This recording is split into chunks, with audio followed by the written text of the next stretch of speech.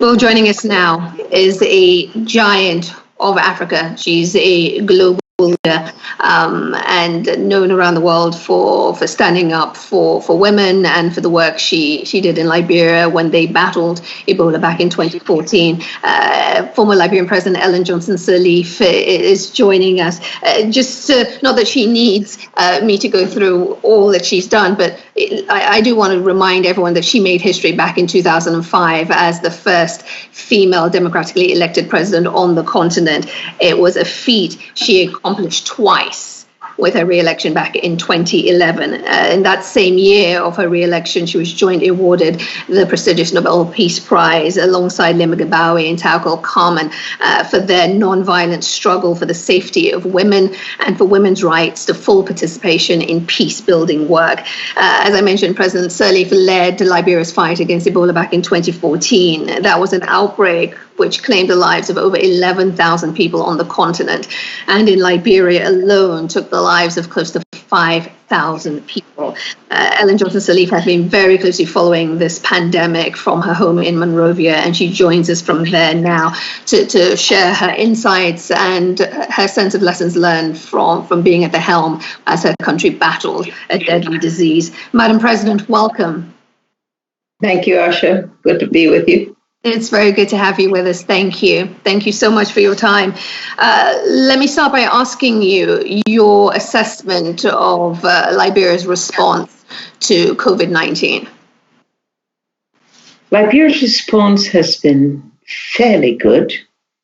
I believe on the basis of the experience from Ebola, Liberian authorities have acted very quickly in trying to contain the transmission by putting in the right protocols, by being able to lock down and to start what was required, based upon the inadequacy of resources.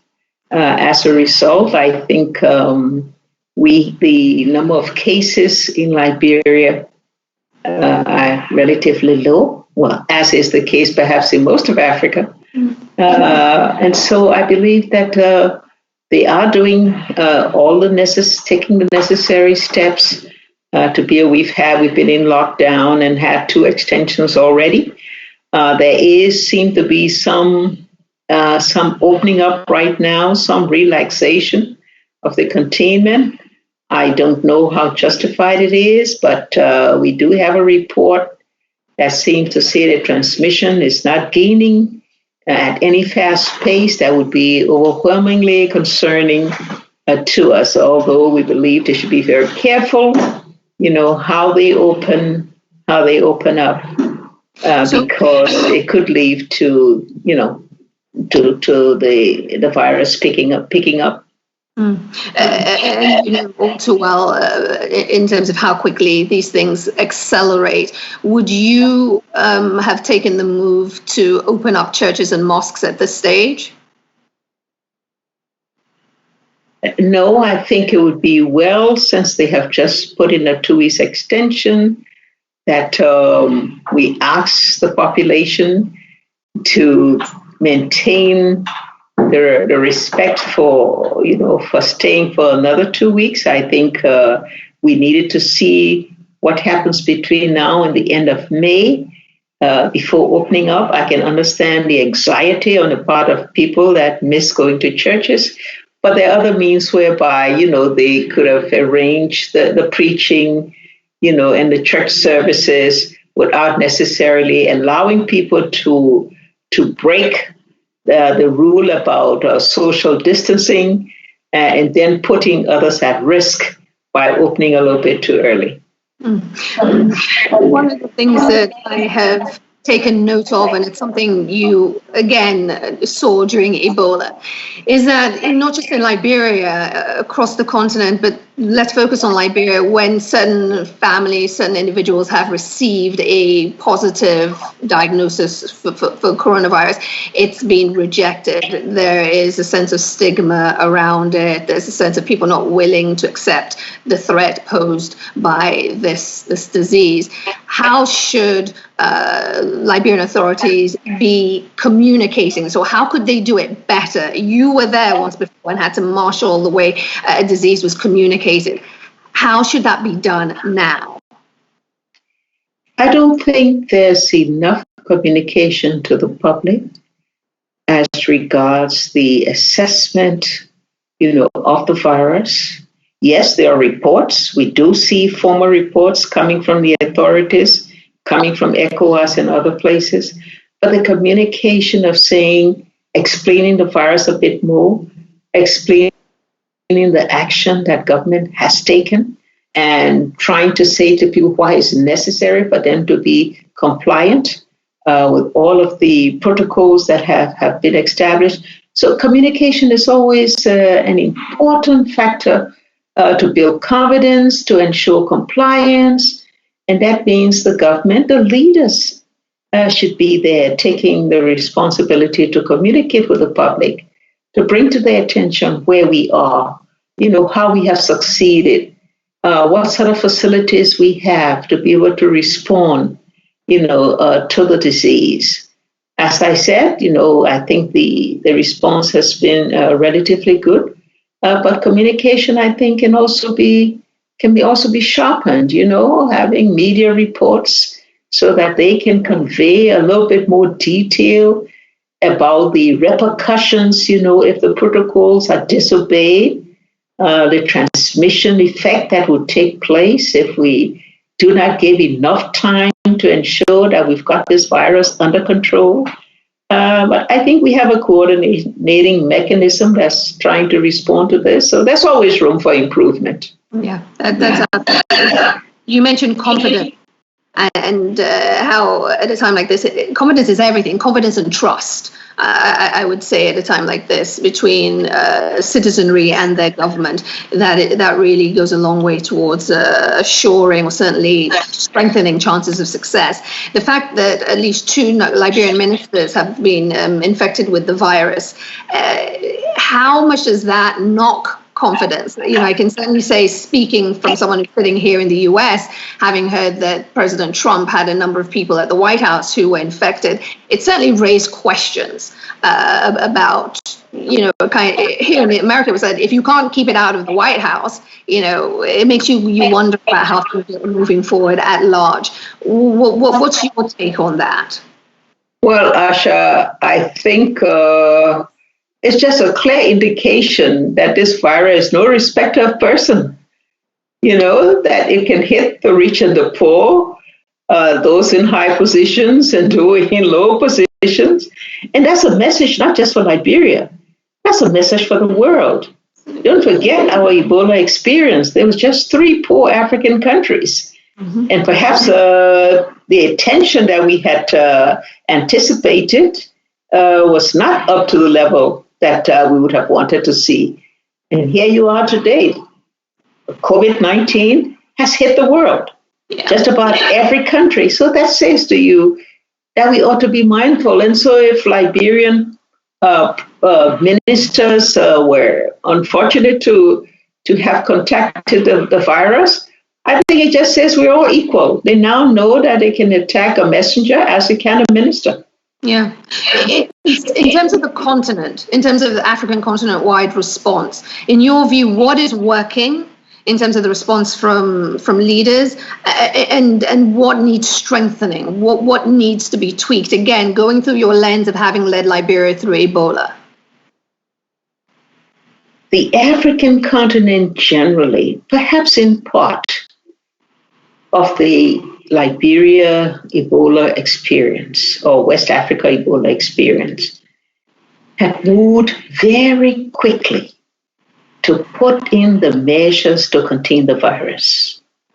The inadequacy of resources, perhaps, has not been equal in all countries. There are differentiation among countries. There are countries that are much better equipped with their national health system to respond quickly and effectively. There are others that are struggling to be able to put in place the measures to be able to treat the virus.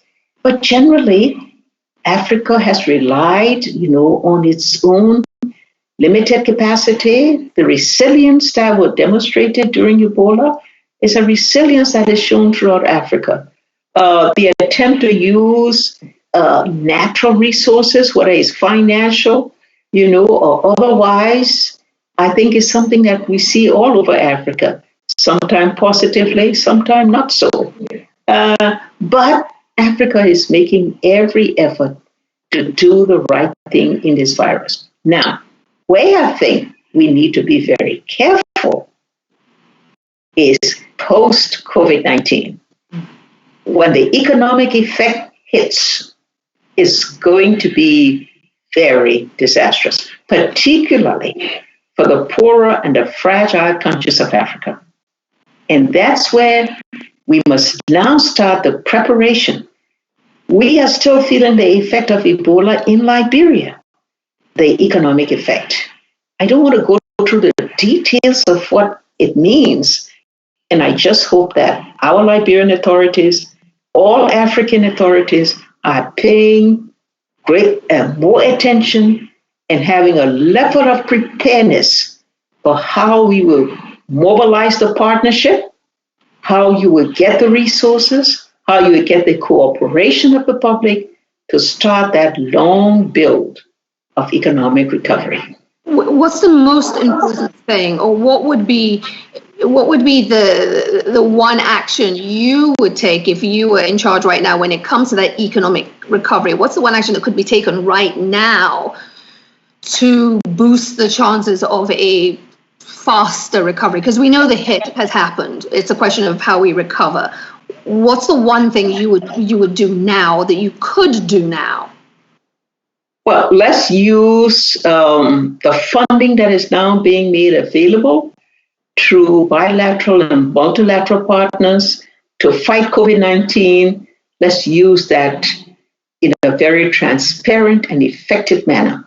Use it in a manner in which you will start the preparation for economic recovery. That means not using it, making your allocation will focus on things like the small businesses, the farmers, the marketeers, those areas that will create the job, once you start the process of recovery.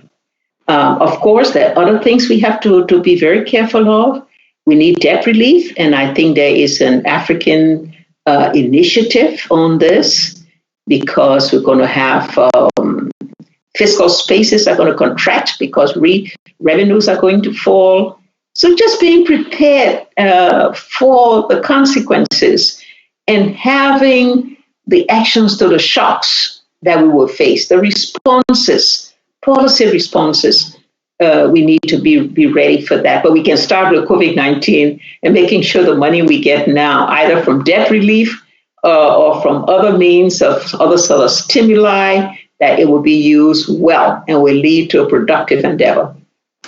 China, with its numerous bilateral deals across the continent, has said that it would prefer, in fact, it is saying that it will go forward and negotiate individually, bilaterally with each country as opposed to Africa as a bloc when it comes to the question of suspension of interest and debt relief and such.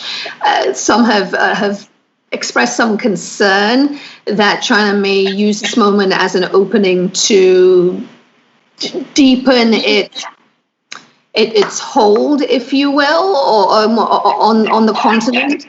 How do you see it? Is that a source of concern for you? China's response to date saying it wants to bilaterally negotiate, and whether there's a sense of you have a concern that China will try and take advantage, because I think that's the principal concern that some analysts have. I think there's always a danger in trying to go it alone on a bilateral basis, particularly in these circumstances that has hit the world, where everyone is affected.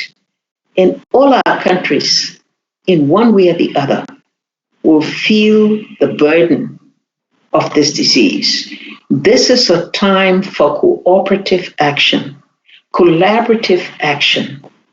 It is a time when all African countries must combine behind the measures that we are using strong advocacy for. The current chair of the African Union, President Ramaphosa, has appointed 3 eminent African professionals to lead the advocacy effort to talk about debt relief, to talk about rebuilding our industrial effort, our infrastructure. And we must all try to encourage the G20, which is to take the necessary step and leadership in this direction. All countries must stand behind them, in this common approach and this common call and this common action. Any deviation from that will only continue to divide us. Back in 2014, when you were president of Liberia and facing Ebola, it was a very different world. You wrote that letter that has now become famous to US President Barack Obama and galvanized US support for Liberia. I want to read in part what you said to the BBC in comments. You said, I argued that an uncontrolled contagion, no matter where in the world and no matter how localized, is a threat to all of humanity. You said the world responded positively and did so boldly. A mass mobilization of resources led by the UN, the World Health Organization, and the US followed. We defeated it together. When I read those comments, I read them weeks ago when they were first made to the BBC, but as you made the point, we defeated it together. That was a very different world, and the man in the White House today has very different priorities. What does it mean for Liberia, for Africa, for the world to have a US not taking the lead in terms of helping shape a global response? That was the message then, during Ebola. That is the message now. The world needs strong leadership to bring all countries together to fight a common enemy. It will not happen if we don't see leadership in all countries of the world. And it's not any one country. I think all countries, and we're accustomed to the major countries, the major democracies, taking the lead, and we're looking forward to that. Because if that doesn't happen, then it takes away from all the effort to bring about the cooperation and collaboration. And I hope that all those leaders will see the wisdom in coming together, because you see, that message was very strong. And if it were not for that, Ebola would not have been defeated. And here we are in a worse situation. We probably could have done the research, and we could have done the vaccines, and we could have done all what was necessary to be able to prepare for the epidemic that we now face today, because we did not come together. And we did come together finally under Ebola. But once Ebola ended and was solved, I think we all went back into our cocoons, and everyone seeking their own national interests. And here we are in the world facing something again. Let's hope that. Let's hope there's going to be a changed world. Yeah, let's hope. But are you optimistic of a change? Maybe I'm just getting more pessimistic in my old age. But are you optimistic of a pivot? Asha, I'm not pessimistic. Let's put it that way. I think there has to be a pivot. This experience that the world is going through, this respecter of nobody, respecter of no country, respecter of no religion or tribe, it's all encompassing. This has to bring some realization, some new consciousness that it is an interdependent world. We are intertwined by technology, by communication, by travel. The human spirit will always look for survival. And if we don't protect the poorest and the least among us, those who are the richest and the more advanced will feel the consequences because you will not stop the viruses that know no borders, have no passports, and have no respect for any one person, group, organization, or country. I can assume that the fact that you put your name to the call being made by UNAIDS for a people's vaccine alongside Macky Sall of Senegal, Gordon Brown, former British Prime Minister, and a host of other people. I can only assume that you done that because you, or maybe let me ask, is it because you don't naturally believe that a pivot will occur on its own that you felt that you have to, come together to put a pressure to ensure that a vaccine or any vaccine that is developed is available to everyone and not just the richest and the most powerful can dominate and take it for themselves? Talk to me about the people's vaccine and your concerns around vaccine nationalism, as it's being called.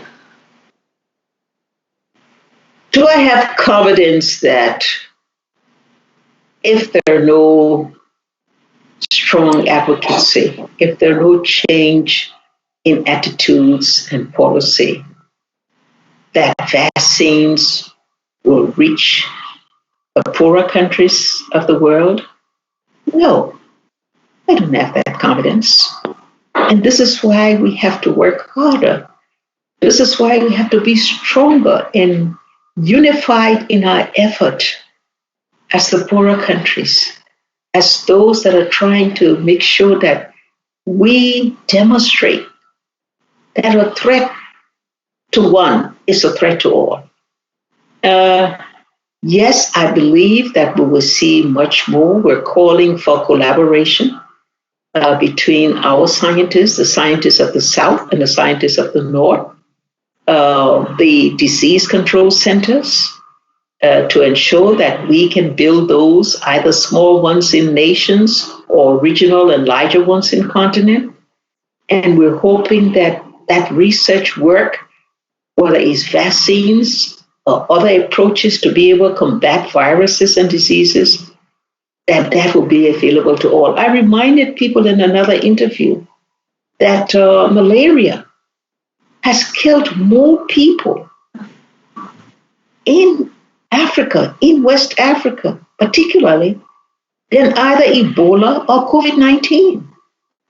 And we haven't found a means to put together whether it's vaccines or other type of support to stop malaria, to eradicate malaria. We haven't found a way for prevention in other means like clean sanitation, like water and sanitation, which are good preventive measures.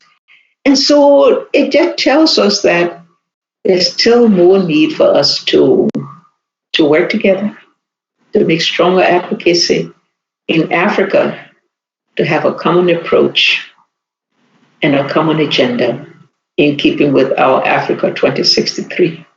Yeah. Well, Madam President, as you know, in terms of a response to COVID, Madagascar has been making headlines as their president, Rajoelina, has developed a so-called cure, COVID Organics, a herbal tonic, which to date hasn't been clinically trialed, and we don't have data to support its claims that it has preventive and curative properties. But a number of African countries have taken in shipments of this COVID Organics. Is that a move you support, African governments taking in this so-called cure that hasn't yet been tested, that we don't have data to support that it actually works and isn't harmful? Well, let me first say to you that even in Liberia, we have people going back to traditional means of cure. They're looking for the herbs that work. We all take ginger and all those things and put it in our teas at night, to build our immune systems. Mm-hmm. And so you will expect that this will happen in all countries. Many countries with different types, of traditional methods are reverting to those methods. Well, I don't think that we can assume that this is going to be the cure. I think until something has been really tested by scientists who really know how to examine the effect of it, and all the side effect that may occur if you don't get it right, and those methods, rather than curing, they end to make things worse. So I think one ought to be careful with that. But I'm not going to judge any country that's using its methods. Like I say, we're trying our own here in Liberia. We're just doing it, we hope, in a safe way. So but at least you're not shipping it around the world or to other African countries. We don't have enough ourselves. I want to read something else you wrote to the BBC and get from you and follow up with a question. You wrote this. You said fear drove people to run, to hide, to hoard, to protect their own, when the only solution is and remains based in the community. I know this. I made all of those missteps in 2014, and so did the world's responders. But we self-corrected, and we did it together. When it comes to the question of self-correction, and you've reflected on the missteps in 2014, what is the greatest lesson that you would share with authorities there in Liberia, with African leaders, with the world? What is the one singular lesson that you want to share with the world from your experiences of leading the response to an outbreak? Our leaders in Liberia, elsewhere, should never forget that the most effective response comes from the ground level. It comes from those women, or those young people, or those trained people who are first responders, who are able to identify those who have the symptoms, to report them very quickly for action to be taken. Sometimes we get caught up in the bureaucracy, and we form our coordinating mechanisms by ensuring that we have all high-powered personnel to come up with all kinds of theories and suggestions and approaches and policies. At the end of the day, what works are those nurses, those doctors, those paramedics who are out there taking the risks and doing what is necessary to keep people safe. That's our experience, and I think that holds true for now. What do you make of the fact that countries who have done the most notable jobs, or the best jobs, let's just lay it out there, the countries that have done the best jobs in terms of responding to this scourge have been led by women? Jacinda Ardern in New Zealand, Angela Merkel in Germany, some of the Scandinavian countries. Why do you think that is?